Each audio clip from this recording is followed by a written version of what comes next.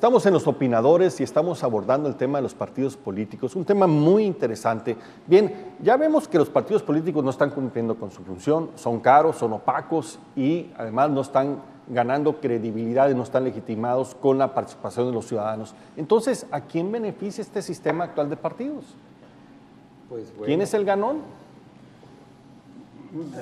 No tengo la respuesta totalmente clara, ¿no? Lo que yo estoy viendo ahorita, analizando el momento presente, es de que pasó el entusiasmo de la alternancia después del 2000. Bueno, tuvimos un periodo de lucha largo que podemos rastrearlo hasta el 77 y la caída del sistema del 88 y bueno, unos 90 de luchas por abrir el sistema, que más o menos se consideró consolidado en el 2000, ¿no?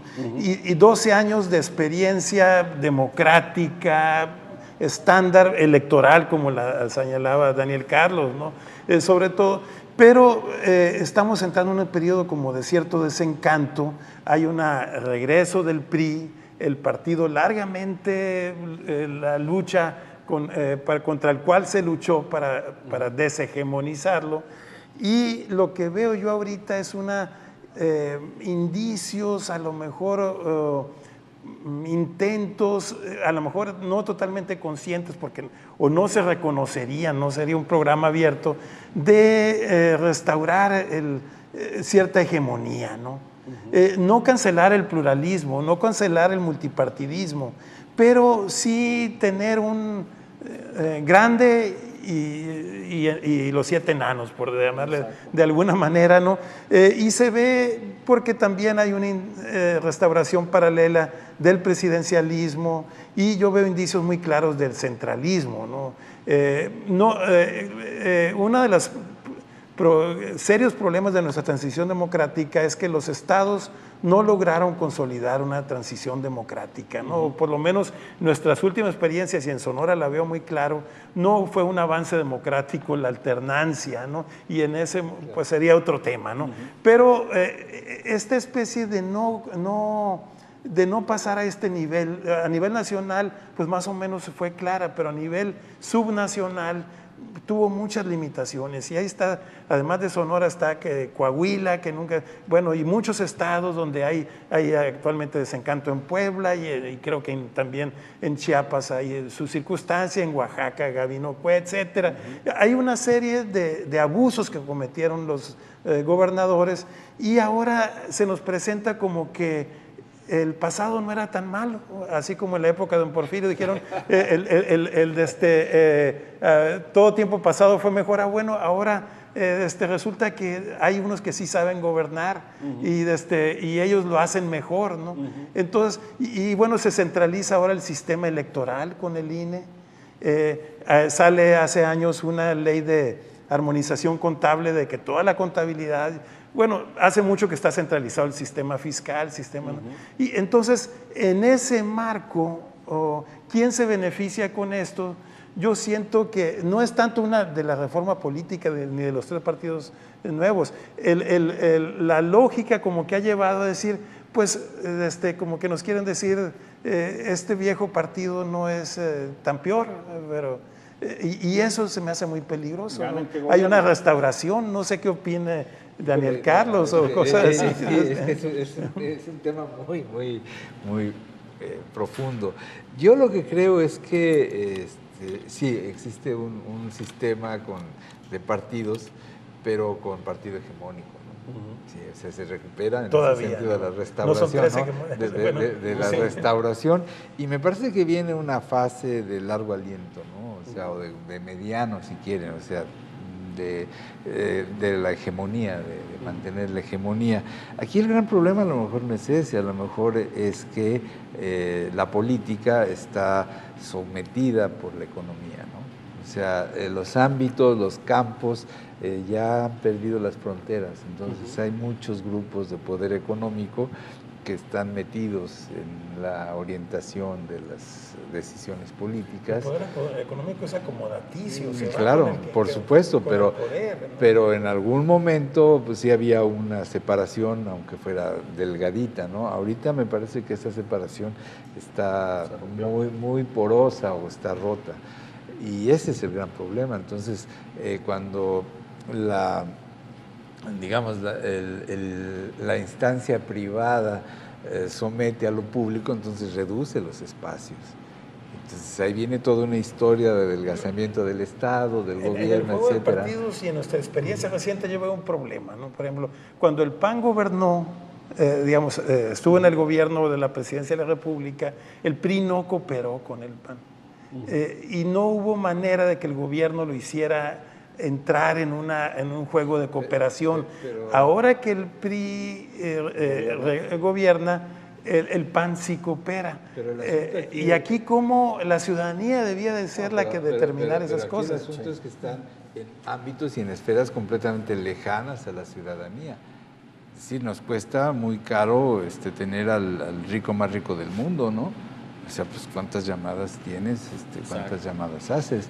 Y entonces, al segundo también complicado, exactamente, ¿no? Y entonces, bueno, en esa medida cuando las fronteras, cuando las esferas no están claras, entonces dices, bueno, algo está pasando. También ahí hay una dificultad muy grande, porque entonces nos enfrentamos a que el poder político pues está básicamente sirviendo a esos intereses, y ahí es un problema de otra orden. De la economía que tú mencionas, ¿no? Al regresar el PRI se inaugura el 2 de diciembre, creo, con el Pacto por México. Y es una novedad política después de muchos años, no sé si desde los 80s por allá, de no cooperar la oposición con el gobierno. Por primera vez hay un gran pacto donde entra la izquierda y la derecha, y si queremos decir el centro. Hay negociaciones con el PRD o una fracción del PRD y con el PAN, y cada quien mete sus elementos. Aunque, digamos, como política, es una novedad de poder integrarse. Claro, ya después de 2 o 3 años, ya le vemos muchos poros o muchas rendijas al pacto, y en su materialización legal a lo mejor tiene muchas limitaciones, ¿no? Habrá que ver las reformas, ¿no? O sea, dos periodos presidenciales de la oposición, del PAN, y no pudieron concretar una serie de reformas. Sí, viene el PRI, concretan las reformas, pero eso es lo que implica, ¿no? Eso lo que implica pues, justamente es reorientar un modelo de desarrollo. No me gustaría terminar este programa sin preguntarles brevemente qué podríamos hacer los ciudadanos para cambiar este orden de cosas, porque la pelota o el balón del juego de fútbol somos los ciudadanos, ¿no? Ya andamos de una cancha a otra cancha. Desde el ámbito ciudadano, ¿cómo podríamos recuperar el valor, el sentido de los partidos políticos para que contribuyan a mejorar nuestra vida y nuestra democracia? La receta teórica, que no me gusta la palabra receta porque además no funcionan, pero la receta es los ciudadanos, y en México en particular tenemos un gran déficit de asociacionismo civil, de asociaciones, ¿no? Somos poco gremiales y nos acostumbramos al corporativismo de Estado, a que nos organice el poderoso, ¿no? Y queremos que nos organice el gobernante en turno, y él nos diga dónde nos va a ubicar, ¿no? Pero de ahí yo desprendería, como ciudadanos, primero, además de estar informados y de votar, hay que organizarnos, hay que agruparnos, como vecinos, como interesados en alguna actividad propia, que puede ser desde el... Bueno, las grandes democracias han surgido de las asociaciones religiosas, de las asociaciones deportivas o comunitarias y cosas así. Entonces, bueno, si queremos actuar individualmente, la gran diferencia que dijo Putnam del sur de Italia con el norte de Italia es que en el sur los individualmente querían relacionarse con el poder a través de palancas y a través de padrinazgos, ¿no? Y en el norte había más la vinculación horizontal a través de asociacionismo, ¿no? Y bueno, también hay unos autores ahí de Philip Miller. Finalmente hay que entrar. Sí, entonces yo diría empezar por promover asociaciones cívicas, promover grupos de interés común y de índole ciudadana, ¿no? Autosostenidos por los ciudadanos.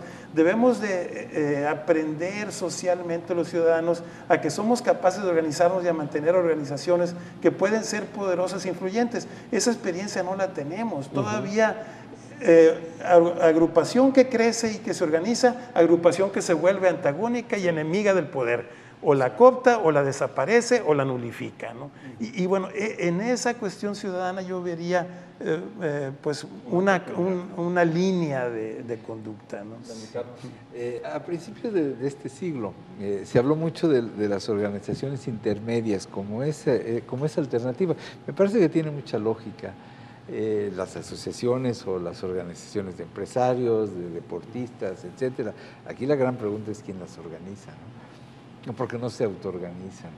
Debe de haber ese movimiento molecular, y ese movimiento molecular sí se inicia con los individuos. Y ahí yo lo que creo es que tenemos que transformar nuestro pequeño gran mundo. O sea, yo como profesor necesito llegar temprano, necesito preparar mis clases, necesito responsabilizarme y hacer muy bien mi trabajo para que los alumnos aprendan y se haga un movimiento molecular y ellos puedan cumplir con una función de esa naturaleza. El funcionario, el empleado, cada uno debe de asumir una responsabilidad de transformar este asunto y de autoconstruirse ahí sí como ciudadanos. Chauffet, el secretario de Educación, decía, nos está fallando el civismo, ¿no? Pues claro que sí, nos está fallando la responsabilidad como ciudadanos. Entonces empecemos a construir eso. Desde nosotros. Exactamente, y nada más concluyó Nicolás, y esto va a ser un movimiento molecular. O sea, yo aspiraría a que lo que estamos diciendo aquí resulte importante y pueda influir en alguien que influye en otro y que influye en otro, y eso va haciéndose un movimiento molecular. Me parece que por ahí está el asunto, porque de otra manera, y Nicolás lo dijo muy bien, no van a dejar que esas organizaciones crezcan, porque o la cooptan o la desaparecen, así como lo dijo Nicolás, ¿no? Hay muchas instancias de participación que existen, pero yo creo que les tenemos que dar nueva vida porque están como atrofiadas, ¿no? Existen las agrupaciones laborales, o sea, tipo sindicatos o gremios, pero también existen cosas que incluso el Estado desapareció, como las asociaciones de padres de familia, que ahora las quieren revivir y que no sabemos como padres, sobre todo en las escuelas públicas, cómo comportarse, si es nomás para cuidar la tiendita o es para vigilar la calidad de la educación.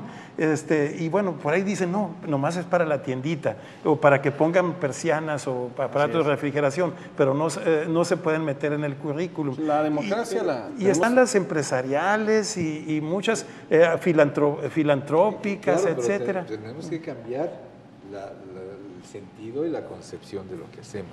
Claro. Si no lo hacemos así, pues nada más vamos a llegar al partido político, pues a ver qué sacamos, vamos a llegar al puesto para ver cuánto agarramos, y entonces reproducimos uno de los grandísimos problemas estructurales, que es la corrupción de este país. Muy bien, pues está muy interesante el tema. Con esto abordamos una primera parte, esperemos próximamente volverlos a convocar, porque creo que esto no solamente da para mucho, es muy necesario tomar conciencia de lo que está sucediendo y cómo podemos cambiar las cosas, porque sí se pueden cambiar. Ese es un tema importantísimo de cara al futuro. Quiero agradecer a Nicolás Pineda, investigador y académico del Colegio de Sonora. Gracias, Nicolás, por tu presencia. Gracias a ti, Marco. Encantado de tenerte por aquí, como siempre. A Daniel Carlos Gutiérrez, investigador y académico también de la Universidad de Sonora. Gracias, Daniel Carlos. Al contrario, gracias. Muy bien, yo soy Marco Paz, estamos en el programa Los Opinadores. Abordamos el tema de los partidos políticos, todo un tema donde deberíamos de responsabilizarnos mucho más los ciudadanos y aprender a actuar.